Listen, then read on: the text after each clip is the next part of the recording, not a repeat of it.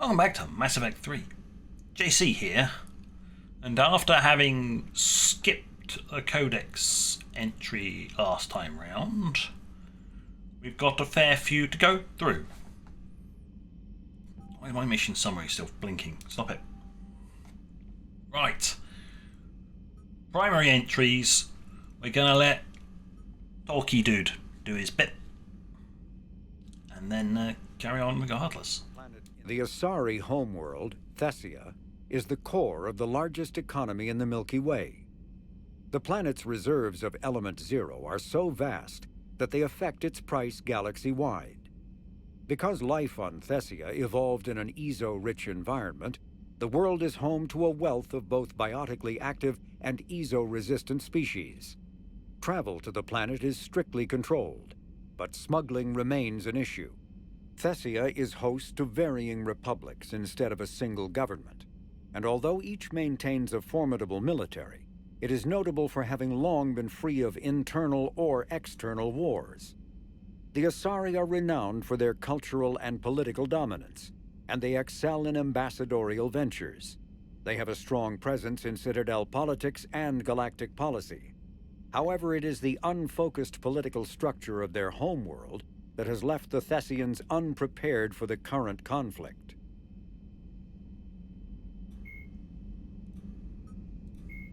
The Reaper weapon. Before the introduction of the M560 Hydra, missile launchers either focused on bringing down a single armored target or simultaneously neutralizing multiple unarmored opponents.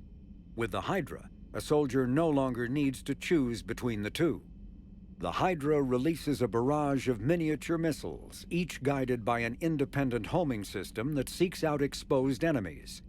On impact, 3 shaped charges per missile explode in sequence.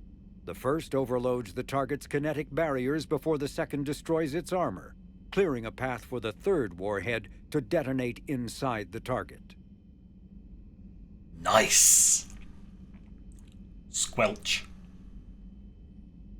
You sure it's not part 40k bolter? Because they do that. Either way. Right. Secondaries. Alliance races. This should be the Asari government.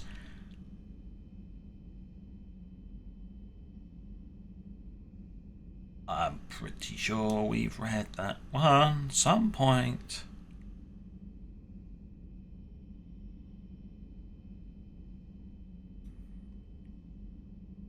Wheeling all-inclusive legislation.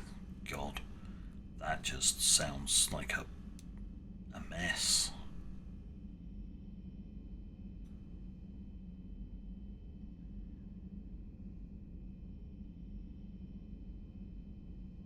Right. I'm pretty sure that would have been covered in the first game. Pretty sure. Other than that, we've just got Omega reclaimed Omega's secrets. There's a lot of them. So, information on Aria Talok. Aria Talok, yes. A powerful biotic, has been the sole ruler of Omega for some time. Rumored to be at least 1,000 years old. She is as skilled in combat and the use of her biotic abilities as she is at manipulation and power games. Ruthless, highly intelligent, and dedicated to maintaining her rule over Omega. Aria is a force to be reckoned with. Though recent events have seen Cerberus take over Omega and send Aria into exile, there is no doubt that Aria will do anything within her power to reclaim what is hers. Yes, we saw that firsthand.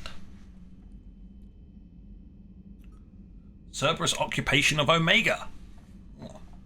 The elusive man's plan to capture Omega was elegantly wrought.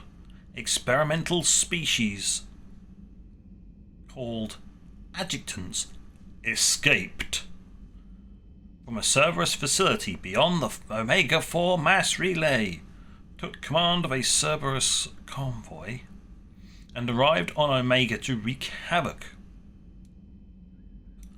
With more adjutants incoming, Cerberus reached out to Aria Taloka, claiming it needs her help to stop its wayward test subjects, reluctantly offering her own forces in an alliance.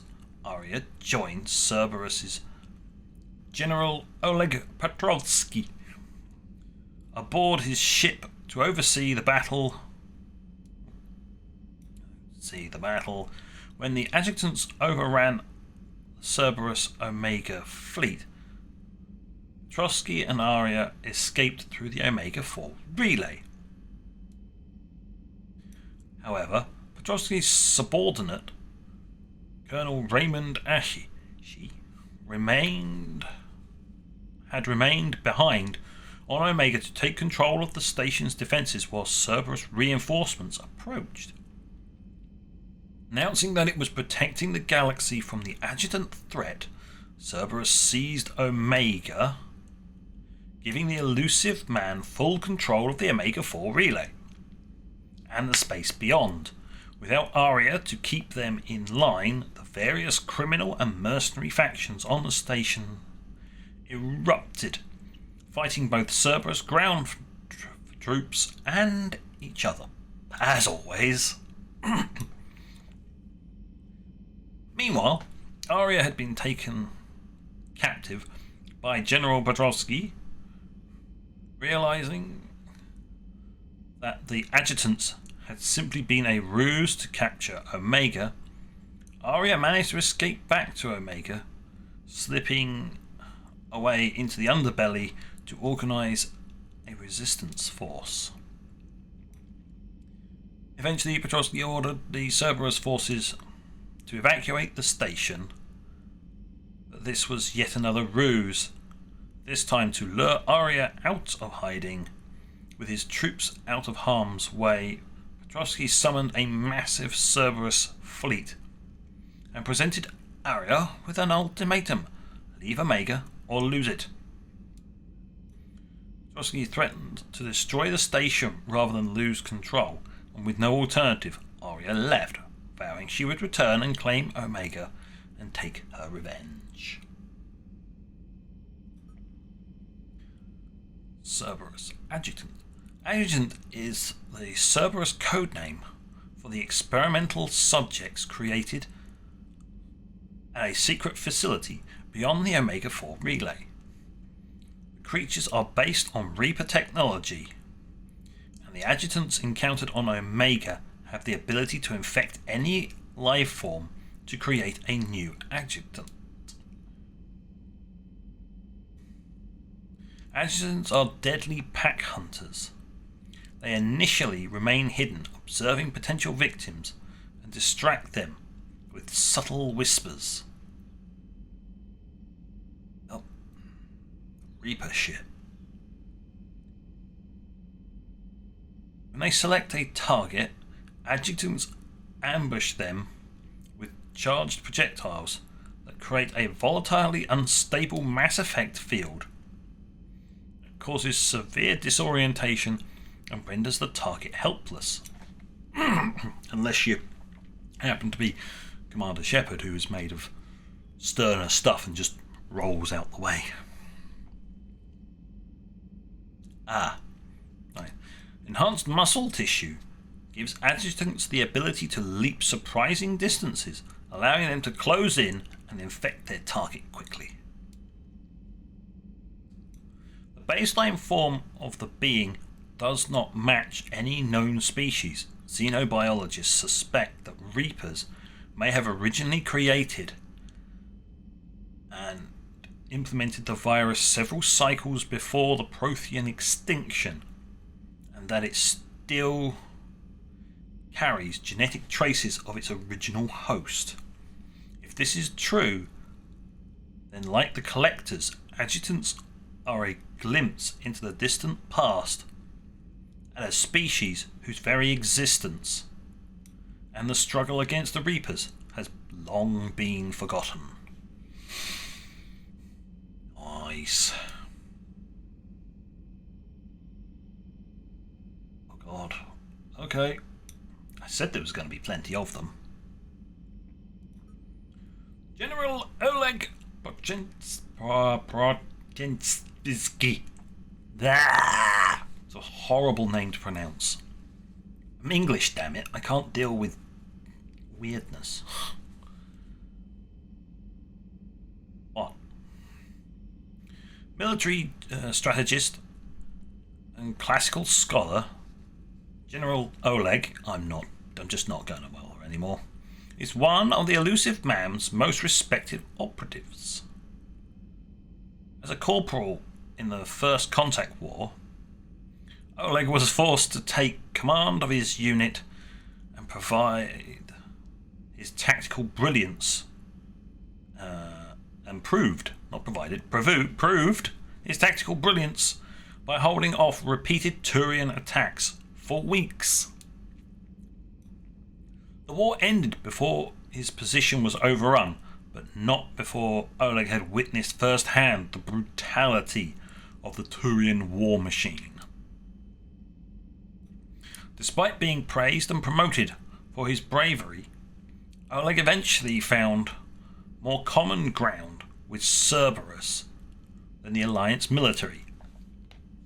Since leading the campaign to seize Omega, Oleg has proven to be a capable, if firm, administrator who is focused on containing or eliminating unstable elements before they threaten Cerberus's occupation of the station.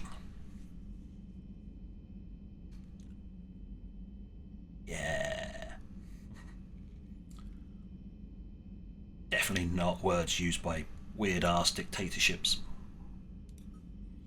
Cerberus, the Rampart mech, which luckily enough won't ever have to face again. Though its initial invasion of Omega was successful, Cerberus was soon faced with the problem of controlling the station's large and often lawless population. The initial solution was to establish detainment areas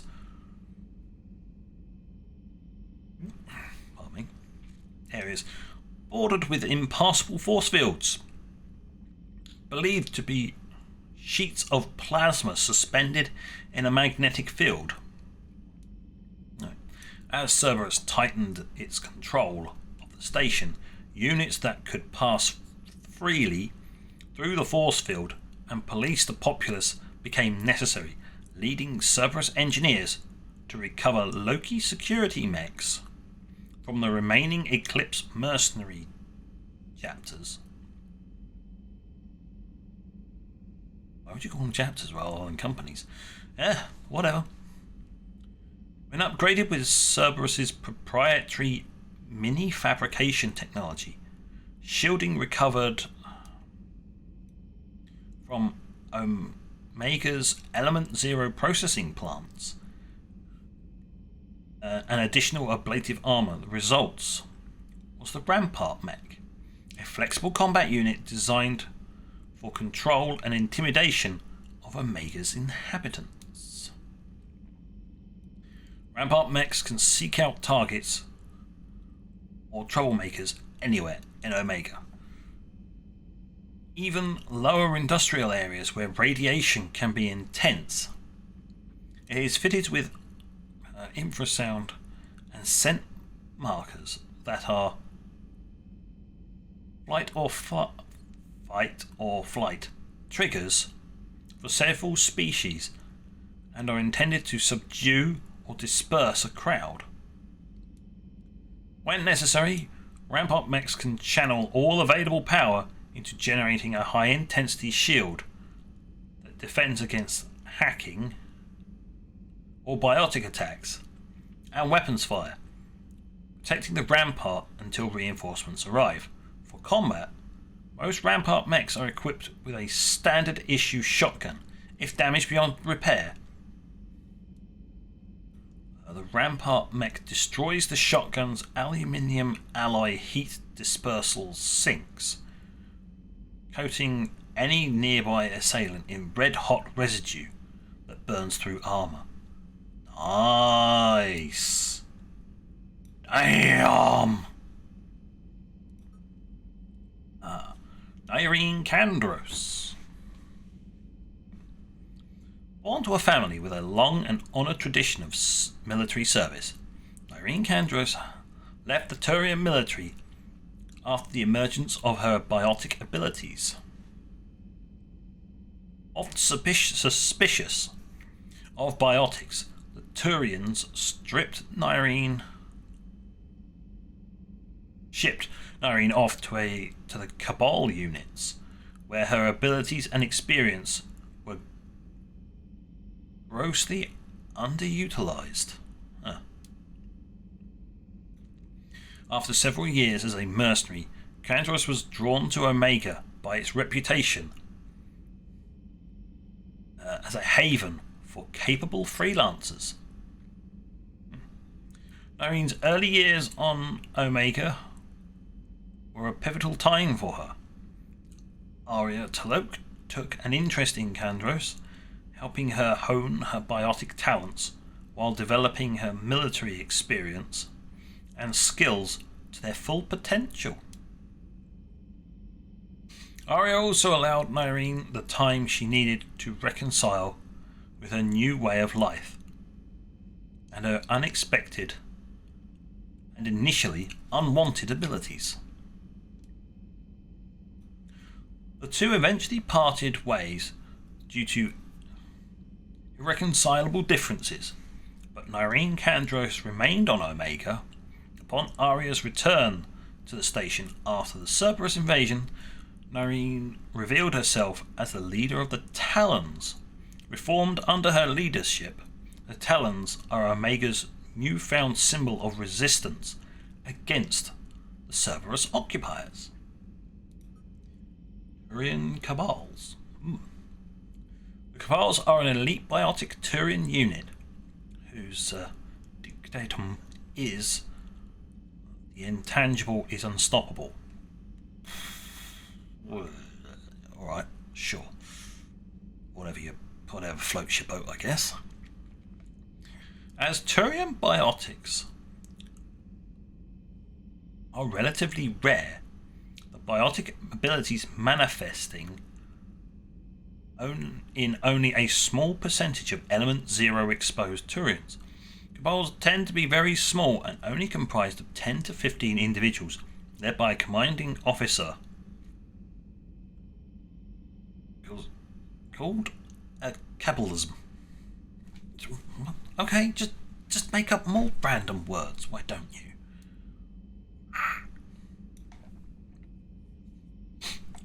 Right.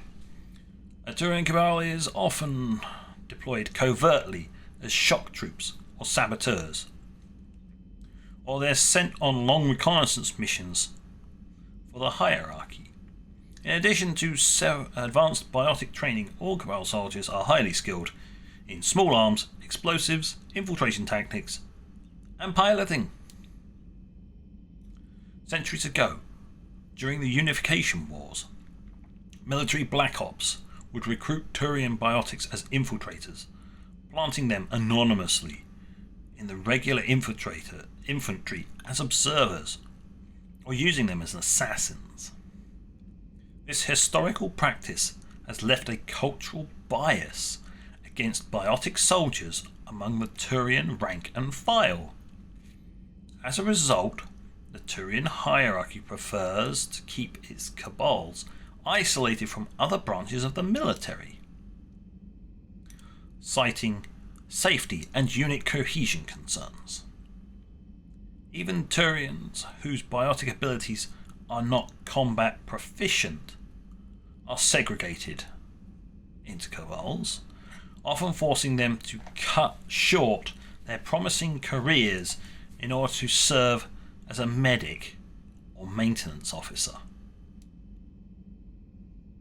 However, Cabal soldiers are professionals. Those who do not adapt are quickly weeded out, resulting in strongly unified teams of experienced, deadly biotic warriors who see their isolation as a necessary sacrifice to protect the hierarchy. The war with the Reapers means that the Turian hierarchy no longer has the luxury of keeping such powerful assets in reserve. Many Cabals have been recalled to Palavin, while the most experienced have been dispatched to the front lines for surgical strikes on Reaper strongholds, or to provide support for regular infantry. God, please no more reading. I'm done.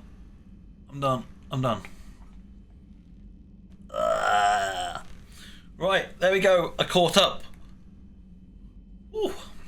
Alright, most of it was the Omega DLC, so, you know, it was legit waiting until it finished. But, on that note, thank you for watching. Until next time, this is JC, out.